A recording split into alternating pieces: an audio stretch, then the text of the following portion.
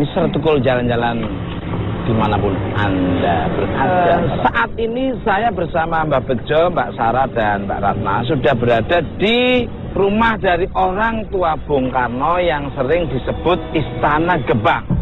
Seperti apa masa remaja Bung Karno di rumah ini?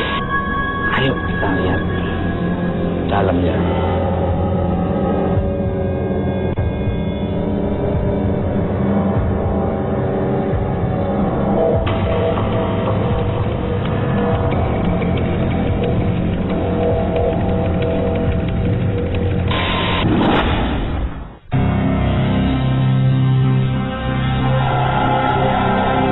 Pemirsa, siapa yang tak kenal dengan sosok orang nomor 1 di Indonesia, Bung Karno, Presiden pertama Indonesia yang memiliki banyak sejarah peninggalan di Indonesia, salah satunya di daerah Blitar.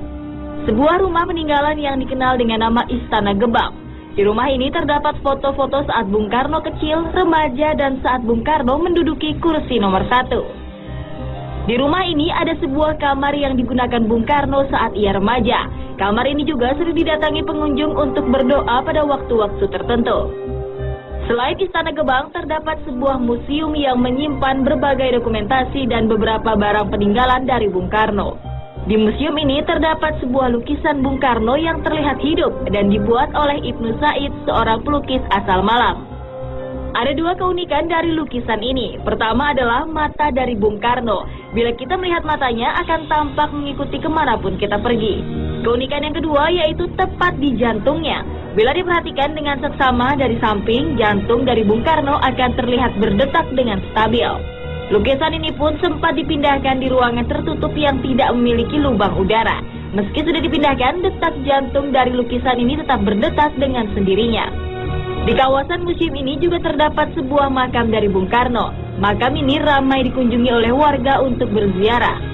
Konon di makam ini sering terlihat penampakan seekor macan putih yang dipercaya sebagai kodam atau penjaga dari makam Bung Karno. Seperti apa penelusuran Mr. Tukul di rumah yang pernah ditempati oleh orang nomor 1 di Indonesia?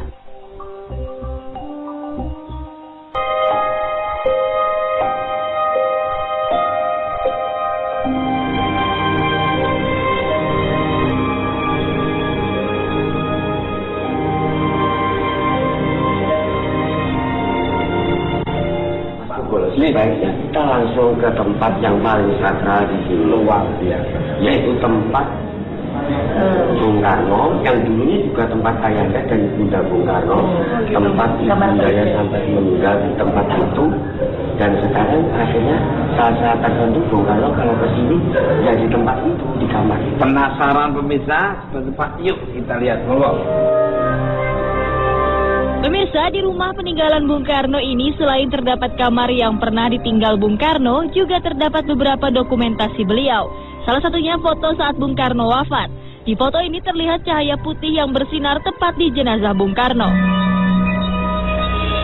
Pak, ini saat beliau meninggal, gimana ceritanya kok ada asap atau sinar putih keluar ke atas? Itu begini Mas Tukul. Kita tidak mengetahui dengan jelas waktu itu. Setengah jam sesudah pemakaman Bung Karno, ternyata ada cahaya putih sebesar pohon kelapa naik ke atas. Tapi orang kayanya, Bung Karno naik surga, Bung Karno naik surga. Mbak Bejo, dengan seperti kejadian seperti itu, apa nih arti dan makna dari sinar putih menuju ke atas dengan besarnya sepohon kelapa? Orang Jawa itu memang wahyu Mas, yang dulunya tumurun itu akan kembali lagi, seperti itu. Jadi bisa mukso, maaf nyun sewu, siapapun kalau hati kita bersih, pikiran kita bersih, hening, itu sendiri bisa datang. Kalau Mbak Sarah sendiri? Iya, Bung Karno sendiri itu kan orangnya sangat spiritual itu kan sangat tinggi ya Mas Tukul. Jadi benar kalau Mbak Bejo bilang apa sih tadi bahasanya mukso mungkin ya, cuman saya juga nggak tahu pasti itu cahaya itu apa, tapi memang suatu energi yang mungkin dari Bung Karno muda itu beliau memang suka rajin meditasi gitu Mas Tukul. Jadi spiritual itu memang beliau sangat tinggi. Kalau Mbak Ratna? Analisa saya segala sesuatu yang positif akan menghasilkan sesuatu yang positif. Pak, boleh langsung lihat kamarnya ada Bung Karno. Silakan. Mari kita sekarang lihat kamarnya Bung Karno.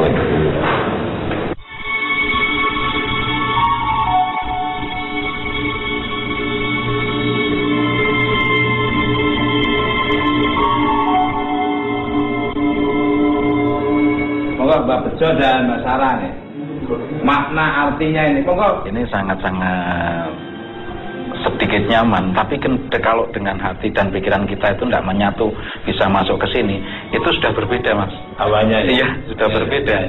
Jadi mungkin sekali waktu beliau akan hadir di sini. Dari Mbak Sarah.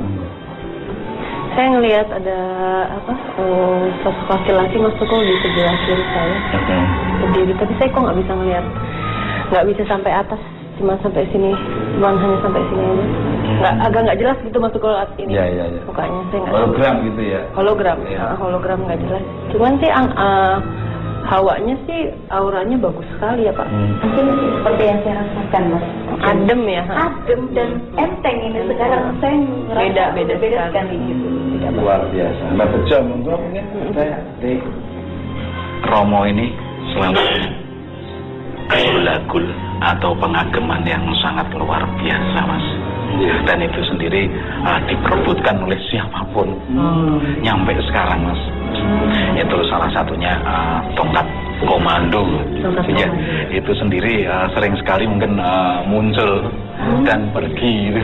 Ada cerita apa nih Pak? Foto Bung Karno dengan Ibu, katanya beliau selalu meminta izin ke Ibunda. Iya. Jadi Bung Karno terlalu mengidolakan sekali kepada ibunya. Jadi setiap mau ke luar negeri atau pulang dari luar negeri, ada peristiwa-peristiwa besar apapun, rawuh ke sini untuk minta restu kepada ibundanya. Subhanallah. Mbak Bejo dan Mbak Sarah dan Mbak Rani, apa benar setiap peninggalan barang-barang dari Bung Karno memiliki kodam? Yang kita masuk, Mas Tukul sendiri masuk dari rumah ini pun, Mbak Sarah maupun siapapun yang masuk ke sini tadi sudah bisa merasakan, dan itu ada penjaga-penjaga pasti itu, Mas, dan itu namanya kodam gitu, Mas. Jadi apalagi masuk di sini itu sudah akan berbeda lagi. Betul. Setiap tempat ini, Mas. Luar biasa sekali pemirsa Mr. Tukul Jalan-Jalan. Indah, nyaman dan menarik. Ini perlu dilestarikan dan dijaga terus nih supaya jadi kenang-kenangan anak cucu kita nanti. Betul ya Pak Bejo? Nah, Pak Mardiono, Pak Bejo, terima kasih sekali. Salam hormat buat keluarga. Mudah-mudahan bermanfaat oleh pemirsa di seluruh dunia nyata maupun gaib. Mbak Sarah, langsung aja kita ke lokasi selanjutnya. Oke. Nah, pemirsa Mr. Tukul Jalan-Jalan, saksikan terus. Ada apa yang akan saya datangi lagi bersama Mbak Bejo dan Mbak Sarah serta Mbak Ratna Anjani. Dan kemana tetap di Mr. Tukul Jalan-Jalan.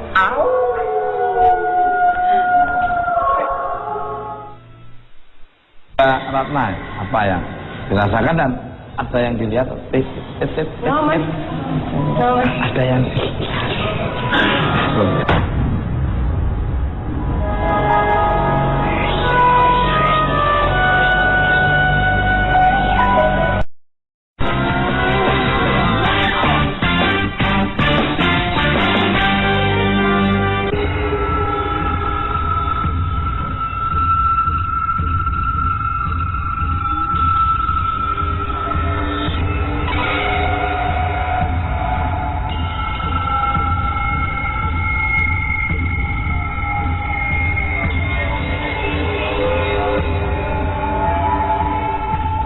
Nah, pemirsa Mr. Tukul Jalan-Jalan dimanapun Anda berada, dari dunia nyata maupun dunia gaib.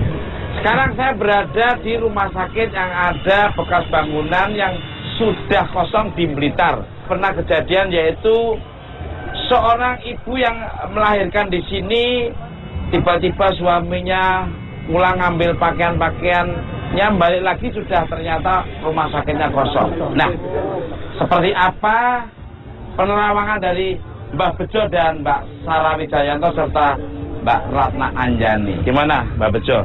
Banyak sekali nuansa-nuansa negatif ya Mas, karena yang saya tunjuk mungkin Mbak Sarah juga tahu ini di sini masih banyak ketinggalan bekas-bekas operasi, jadi mungkin alat-alat operasi, Mas. Tapi auranya memang apa ya, nggak enak ya, Mas. Sebetulnya agak masuk sini tuh kayak nggak enak gitu rasanya. Betul. Saya juga merasakan hal yang sama aja. Kan nggak enak gitu rasanya. Sosok apa yang paling dominan di tempat ini, Mbak Bejo? Saya lihat mungkin sebelah kiri ada mungkin sumur tua, Mas. Itu ada sumur tua sebelum bangunan ini dihancurkan. Itu sosok-sosok yang ada di dalam ini itu dimasukkan di situ, Mas. Nah, pemirsa penasaran? Saya bersama Mbak Bejo serta Mbak Sarah Wijayanto serta Mbak Ratna Anjani penasaran. Saya akan mendekati energi yang paling kuat di sekitar sini. Ikuti terus Mr. Tukul jalan-jalan.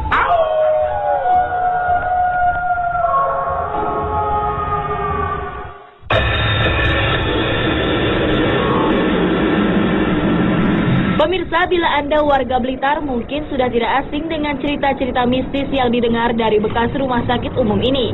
Sekilas bangunan rumah sakit ini sudah tidak jelas rupanya. Hanya terlihat puing-puing dan sedikit selasar atau bangsal-bangsal bekas kamar operasi dan kamar rawat inap. Di sini juga masih terlihat bekas alat-alat rumah sakit yang dulu digunakan. Konon orang-orang sekitar masih sering melihat banyak aktivitas yang berjalan di rumah sakit. Pada kenyataannya, bekas rumah sakit tersebut sudah tidak memiliki kegiatan apapun. Di tempat ini pun ada sebuah sumur yang dulunya dijadikan sumber untuk mengambil air. Warga sekitar percaya sumber misteri dan keangkeran yang terjadi di tempat ini berawal dari sumur ini. Namun menurut keterangan beberapa paranormal lokal, wilayah ini dikuasai oleh makhluk hitam besar yang berasal dari bekas kamar mayat.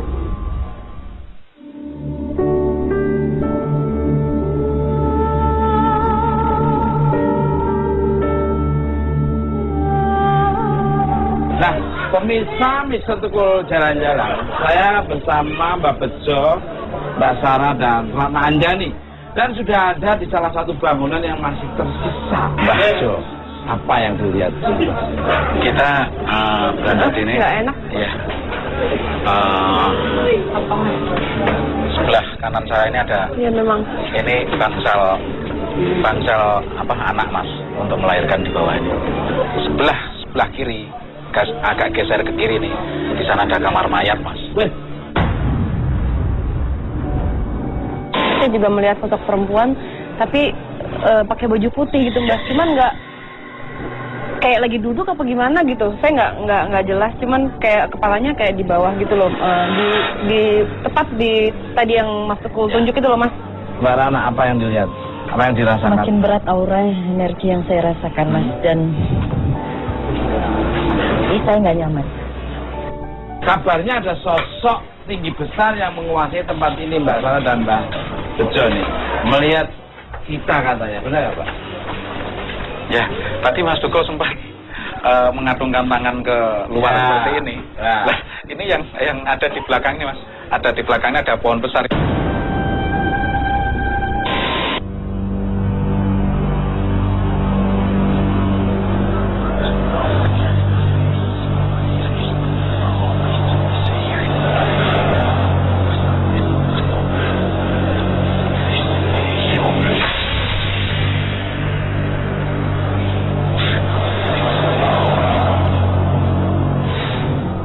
Pemirsa, semakin kesini memang sangat luar biasa energinya.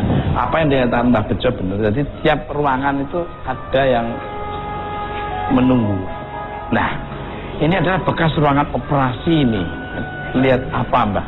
Di ruangan sini banyak sekali makhluk-makhluk yang dulunya memang sudah meninggal di sini, Mas. Iya. Ini ada yang ibu bawa anaknya. Terus kebetulan di atas ini, di atas tengah-tengah itu ada burung. Tiap mau ada orang meninggal di itu pasti bunyi. Wah. Jadi itu sangat mencekam sekali. Ya. Mbak Sarah nih, sepertinya sedang mencoba berkomunikasi. Silakan. Ini agak ini ya, Mas Tukul, agak semrawut, rame banget. Ada yang kayak seperti terluka gitu, ada anak kecil. Kemudian ada juga yang wujudnya itu seperti siluman yang tadi saya bilang, Mas Tukul. Di sebelah saya persis nih, tinggi gitu. Oh, Mbak Ratna, apa yang dirasakan dan ada yang dilihat? Mas. Ada yang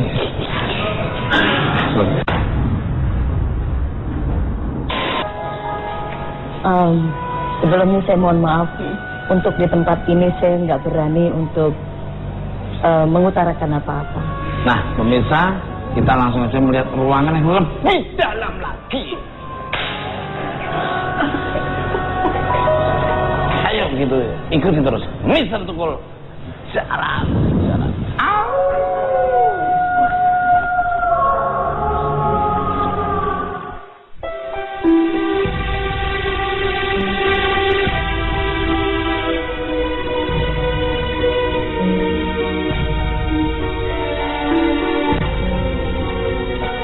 Pemirsa, Mbah Bejo langkahnya terhenti. Apakah Mbah Bejo melihat sosok-sosok yang berbeda lagi? Monggo Mbak. Ini yang tadi, ini di sebelah ini. Di sebelah ini ada suster. Kayaknya suster ini kecelakaan, Mas Tukul. Jadi emang kayaknya ininya apa sih? Luka sih. Oh, jadi ada loh. Ya ada suara kayak gitu. Apa namanya? Loh. Kita didoakan aja, kita doakan. Apa? Enggak, jadi mungkin kan karena dia suster kan. Dia pulang kerja terus kayaknya kecelakaan gitu.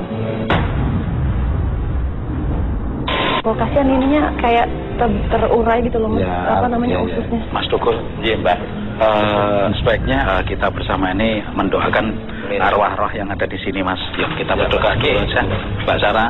Iya, Mas.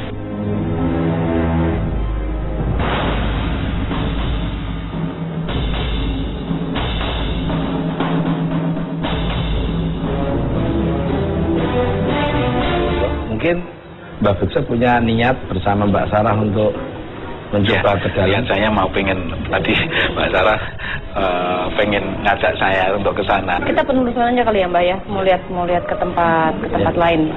Pemirsa, Mbak Bejo dan Mbak Sarah ingin melanjutkan ke dalam dan saya dengan Mbak Rana Anjani ingin menunggu kabar dari mereka apa yang dia lihat.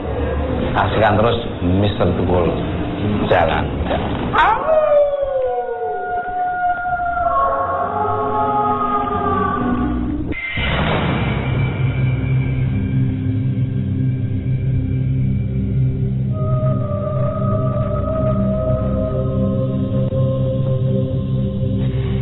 Mbah, kok kayaknya energi apa sih? Kayak ada sesuatu yang lebih kuat di bawah ya, Mbah?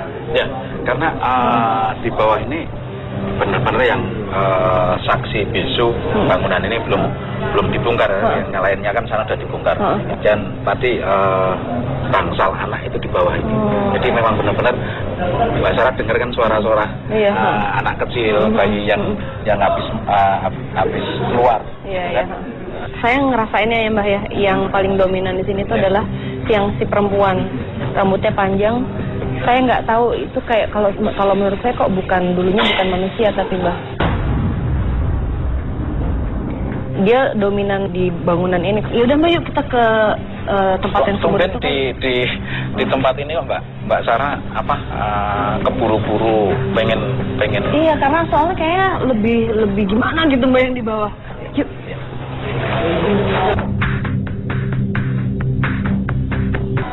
Konco-koncomu tak malu.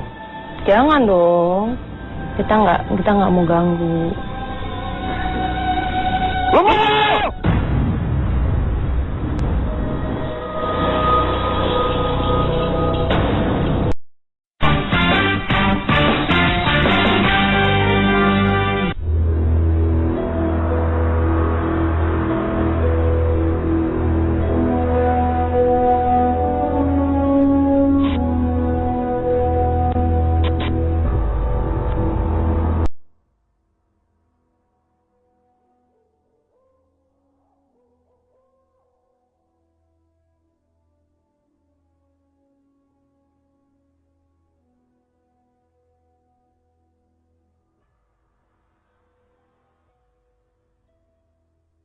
Kayaknya yang bau tadi ini aku curiga dari Kayak dari sini deh Mbak.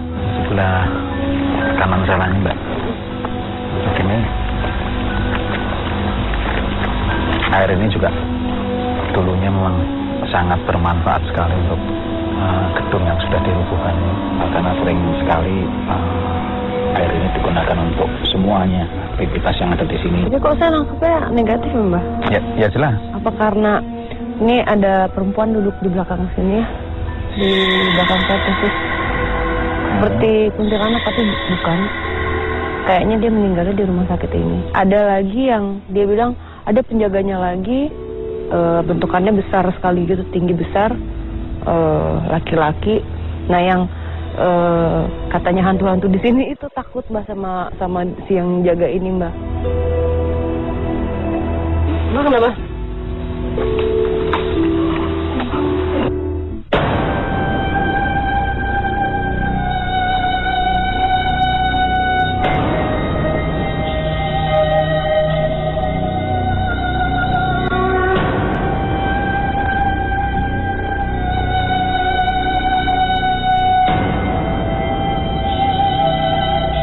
Biasa kayak nih Mbak. Maaf kalau ganggu, nggak ada bermaksud untuk ganggu.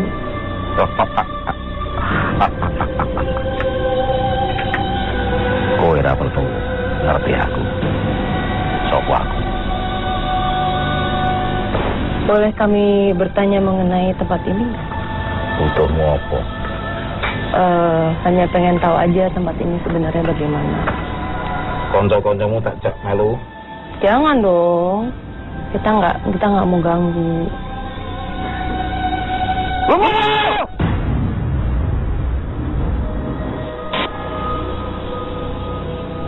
Kita kan nggak mau ganggu, kan udah permisi tadi. Nopo dari? Iya kita mau tanya, kalau misalnya nggak boleh ya udah kita pergi. Kalau orang sakit, orang sakit dulu bukan dosen gitu. Nanti kita semua akan berdoa untuk yang di sini ya, ikut berdoa semuanya. Supaya yang sakit gitu. Karo dulu gini kabeh. Iya. Kau ngerti ya? Saat dulu ngono iki aku wis nang kene. Iya. Kok ada yang perlu bisa disampaikan mungkin ke orang-orang di sini supaya mungkin ikut menjaga yang ada? Lah kenapa aku tuh? Orang tuh ngerti. Iya. Ape dadi rakyat. Yo anak putu kakek. Ora do ngamuk. Nek ngamuk ora apa. Dadi apa? Tapi besok yang kene bakal jadi apa? Wong kudu njaluk korban. Oh, soalnya tolong. Iya, kita permisi ya.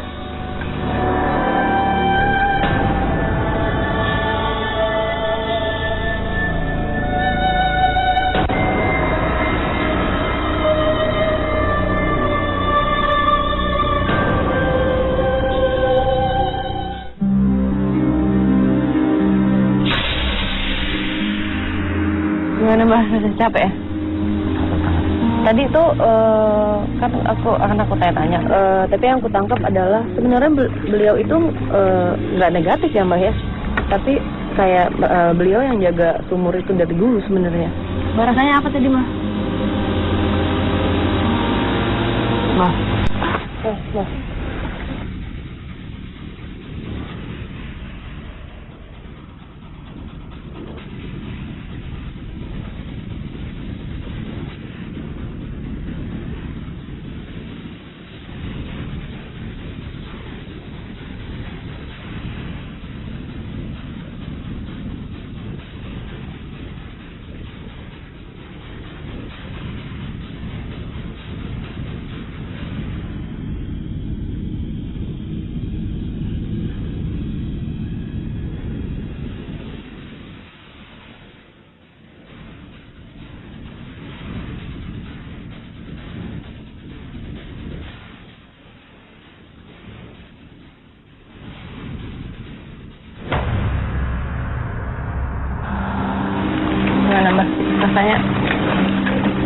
namanya sedih banget ya.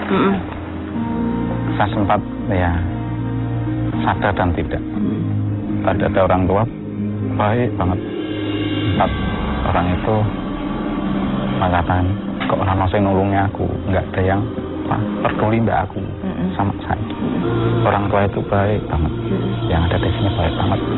Yuk, Mbak. Nah gimana? Udah, kita ke depan dulu aja, keluar dari daerah sini. Yuk. Ya.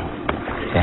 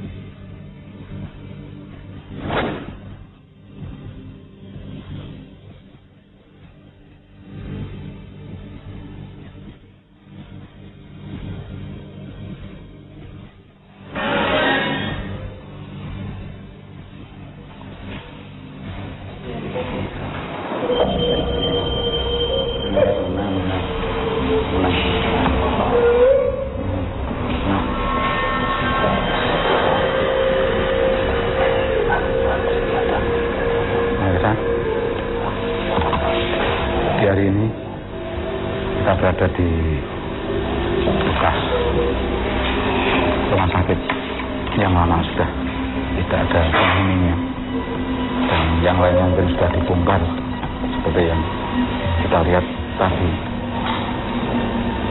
Saya tahu bahwa ini anak yang dulunya sempat dirawat di sini. Dia bisa masuk ke mediator saya ini.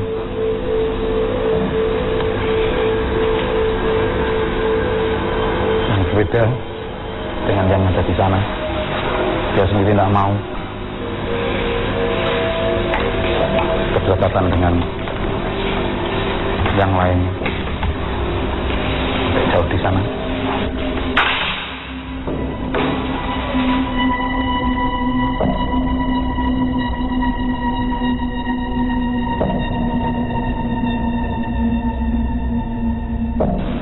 Dan tingkah pola dari mediator saya ini mungkin berbeda, karena ini yang masuk mungkin anak-anak.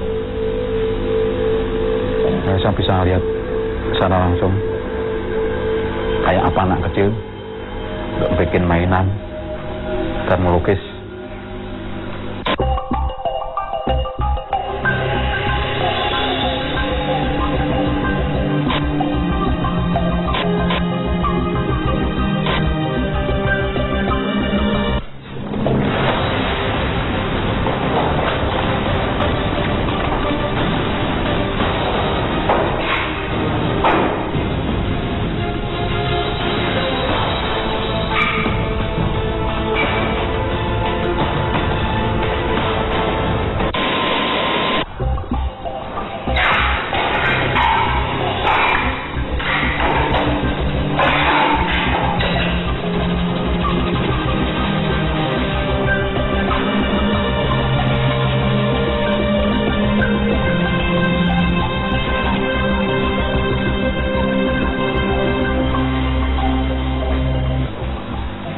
Mediator saya ini yang satunya diajak untuk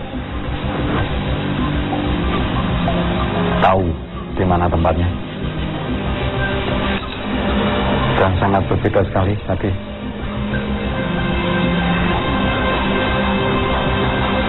Persis anak kecil yang baru bisa untuk menggoreskan tinta.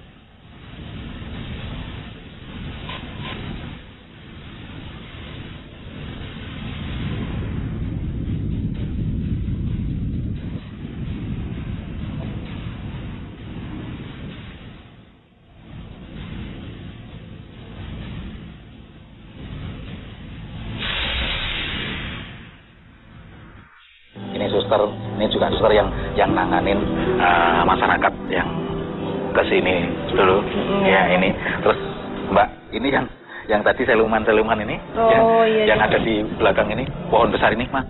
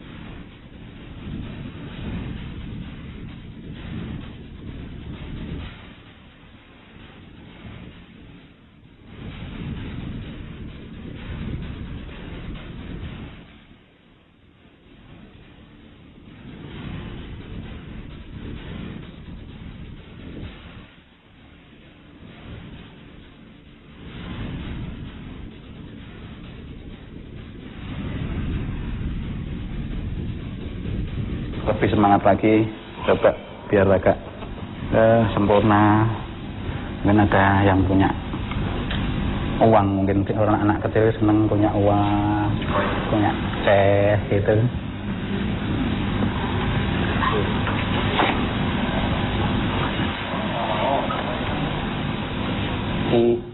Buku permen, buku es. Nah, ini salah satunya pikiran dari seorang anak. Jadi kalau kita kasar, kan dia sendiri akan marah, paling tidak nangis. Latihan sing apik, sing apik, dasar nakal.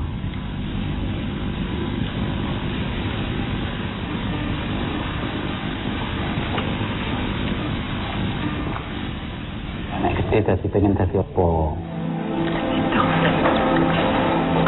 Nah, ini salah satu anak mungkin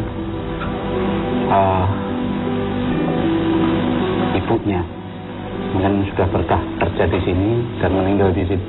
Dan saya lihat di bekas ruang operasi di sana masih banyak sekali tinggalan-tinggalan yang hancur di sana. Tinggalan satu kotak, ada gunting, ada macam-macam di bawah sana.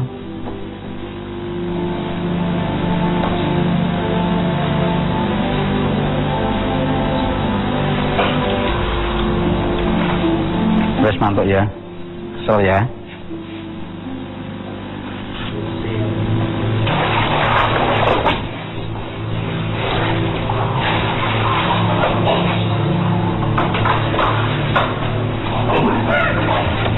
Beda dengan sebelumnya ya.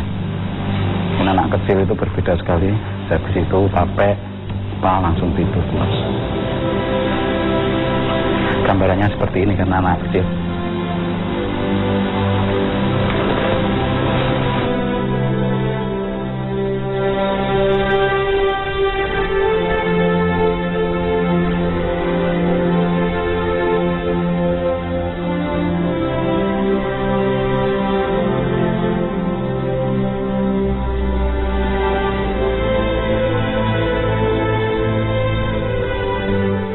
Mbak Bejo lama banget ya Mbak Sarah loh. Nah itu siapa tuh? Belum itu ya. Lama banget sih. Wah.